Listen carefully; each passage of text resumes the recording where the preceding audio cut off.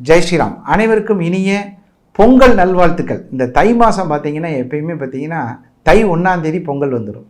முதல் நாள் மகர மாதம்னு பேர். உங்கள் அனைவருக்கும் பொங்கல் வாழ்த்துக்கள்.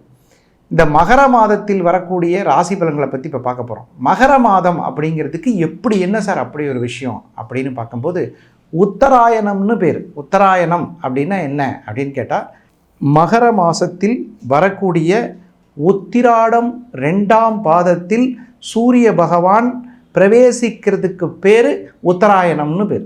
அப்போது இப்பேற்பட்ட ஒரு அற்புதமான அனைவருக்கும் உத்தராயண புண்ணிய கால மகர மாத ராசி பலன்கள் சொல்வதில் சந்தோஷம். அதில் என்னன்னு கேட்டால் இந்த தை 1ஆம் தேதி பொங்கல் வாழ்த்துக்கள்.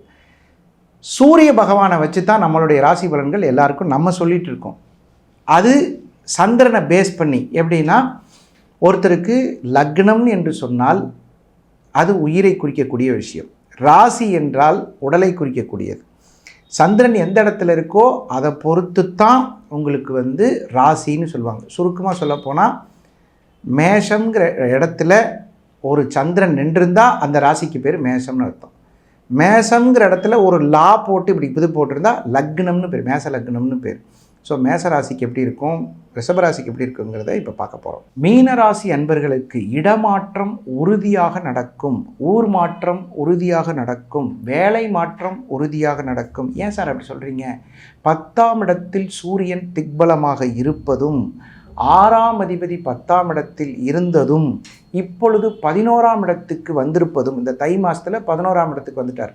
ஸோ கண்டிப்பாக உங்களுக்கு மகிழ்ச்சியான சம்பவங்களையும் லாபத்தையும் தரக்கூடிய, தொழிலில் வெற்றியையும் தரக்கூடிய ஒரு அற்புதமான காலகட்டம். இந்த 11ஆம் இடத்து சூரியன் மிகச்சிறப்பாக இருக்கும். சனிக்கு 11இல் சூரியன் இருப்பது லாபத்தை தரும். நிறைய பேர் இந்த மஞ்சள், கிழங்கு, விவசாய நிலங்கள் இதெல்லாம் வாங்கி வச்சுருப்பீங்க. நல்ல வருமானம் வரும். முயற்சிகள் வெற்றி பெறும் மாதம் இது. இந்த மாதத்தில் நீங்கள் வணங்க வேண்டிய தெய்வம் அருள்மிகு சிவபெருமானை வணங்கிக் கொள்வது சிறப்பு. எந்த கோயிலுக்கு போனால் நல்லது? திருவண்ணாமலை சிவனை தரிசித்தால் வாழ்வில் இடரேதும் வாராத நிலைதனை தருவார்.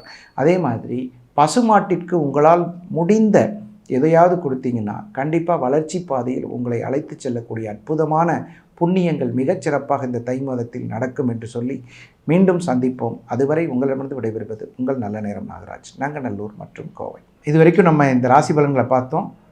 இந்த மாதிரி நிறைய பேருக்கு ஜாதகம் பார்க்கணும் அப்படிங்கிற எண்ணம் இருக்கும். ஆன்லைன் அப்பாயின்மெண்ட் நம்மகிட்ட கிடைக்குது. கீழே இருக்கிற நம்பரில் தாராளமாக நீங்கள் ஃபோன் பண்ணி எங்களுக்கு கூப்பிடலாம், கேட்கலாம். அதுக்கெல்லாம் வாய்ப்பு இருக்குது.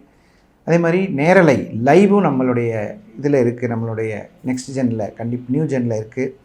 அதே மாதிரி உங்களுடைய கருத்துக்களையும் நீங்கள் தாராளமாக கீழே போடலாம். நேரடியாக பார்க்கணும் சார், உங்களால் நேராக தான் சார் பார்க்கணும் அப்படின்னு நினைக்கிறவங்க நங்கநல்லூர் மற்றும் கோயம்புத்தூரில் மட்டும்தான் இப்போதைக்கு. ஆக்சுவலாக நம்ம மதுரை, சென்னை, ஒசூர் எல்லா இடத்துலையும் இருந்தோம். இப்போ இதுக்கப்புறம் நம்ம அதை பண்ணுறதில்ல. சென்னை மற்றும் கோவையில் நேரடியாக நீங்கள் தாராளமாக பார்த்து பேசிக்கலாம்.